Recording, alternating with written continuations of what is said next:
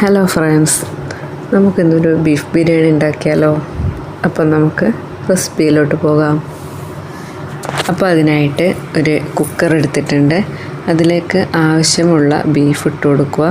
ഞാനിപ്പോൾ കുറച്ചേ ഇവിടെ എടുക്കുന്നുള്ളൂ. നിങ്ങൾ എത്രയാണോ ആക്കാൻ ഉദ്ദേശിക്കുന്നത് അത്രയും കുക്കറിലേക്ക് ഇട്ട് കൊടുക്കുക.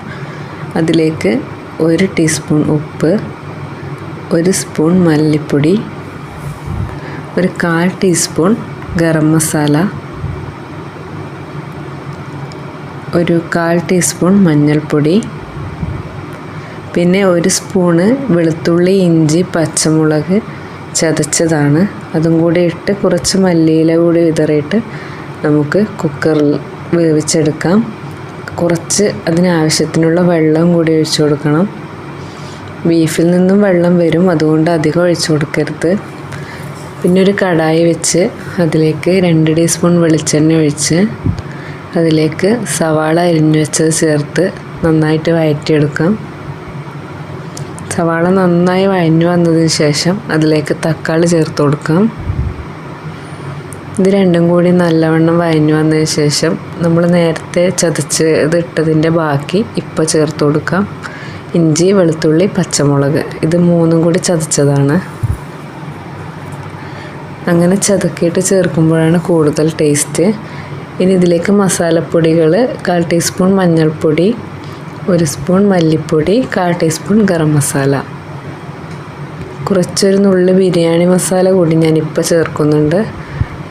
അതൊന്ന് തിളച്ച് വന്നതിന് ശേഷം അതിലേക്ക് വേവിച്ച് വെച്ച് ബീഫ് ചേർത്ത് കൊടുക്കാം.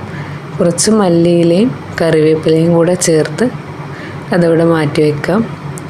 ഇനി നമുക്ക് നെയ്ച്ചോറ് തയ്യാറാക്കാം. അതിനെ ഞാൻ കുക്കറിലാണ് തയ്യാറാക്കുന്നത്.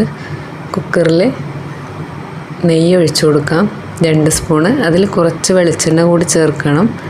അതിൻ്റെ കൂടെ പകുതി സവാള അരിഞ്ഞതും 1 ഗ്രാമ്പൂ, പട്ട, ഏലക്ക ഇതും കൂടി ചേർത്ത് അതിലേക്ക് ആവശ്യത്തിനുള്ള വെള്ളം ഒഴിച്ചു കൊടുക്കണം. ഇനി അതിലേക്ക് ആവശ്യത്തിനുള്ള ഉപ്പ് ചേർത്ത് കൊടുക്കണം.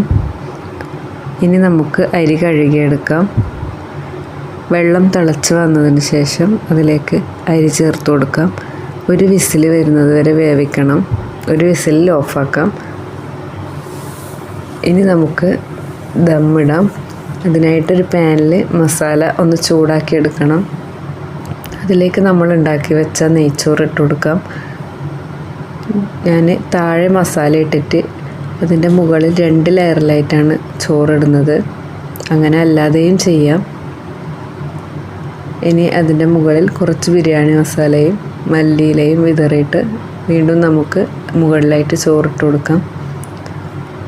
അതിന് മുകളിലായിട്ട് വീണ്ടും മല്ലിയില വിതറി കൊടുക്കാം. അപ്പോൾ നമ്മുടെ ഈസി ബീഫ് ബിരിയാണി ഇവിടെ റെഡി ആയിട്ടുണ്ട്. അപ്പോൾ എല്ലാവരും ഉണ്ടാക്കി നോക്കണം. പിന്നെ ചാനൽ സബ്സ്ക്രൈബ് ചെയ്യണം. വീഡിയോ മുഴുവനായിട്ടും കാണണം. അതുപോലെ ബെല്ലൈക്കൺ ഞെക്കി അതിൽ ഓൾ എന്ന് പ്രസ് ചെയ്യണം. Thank you.